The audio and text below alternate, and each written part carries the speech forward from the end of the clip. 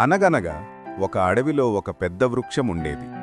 ఆ వృక్షంలో చాలా పిట్టలు, పక్షులు గూళ్ళు కట్టుకొని సంతోషంగా ఉండేవి. వృక్షం వాటికి గాలి, చలి, ఎండ తగలకుండా కాపాడేది. ఒకరోజు ఆకాశమంతా మబ్బు పట్టి హోరున వర్షం కురిసింది. అడవంతా తడిసిపోయింది. వృక్షం పక్కనే ఆడుకుంటున్న కొన్ని కోతులు వానలో తడిసి గడగడ వణుకుతున్నాయి. వాటిని చూసిన పక్షులు నవ్వుతూ వాటితో వెటకారంగా మాట్లాడాయి. మేమింత చిన్నగా ఉన్నా మా ముక్కులతో గడ్డి, చితుకులు సమకూర్చుకొని గూళ్ళు కట్టుకున్నాము. మీకు 2 కాళ్ళు చేతులున్నా మీరు ఇళ్ళు కట్టుకోలేదని ఎగతాళి చేశాయి.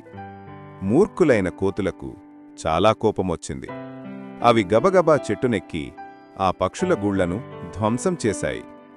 ఆకులను, కొమ్మలను విరిచేసి చెల్లాచెదురు చేశాయి. గూళ్లల్లోని గుడ్లు పగిలిపోయాయి.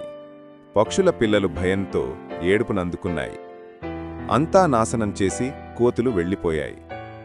రూపుమాపైపోయిన గూళ్ళు, చెట్టు, వాటితో పగిలిపోయిన వాటి గుడ్లను చూసి అయ్యో అనుకున్నాయి పక్షులన్నీ. అనవసరంగా మనకు సంబంధం లేని విషయంలో తలదూర్చామన్న నీతి తెలుసుకుని పశ్చాత్తాపపడ్డాయి.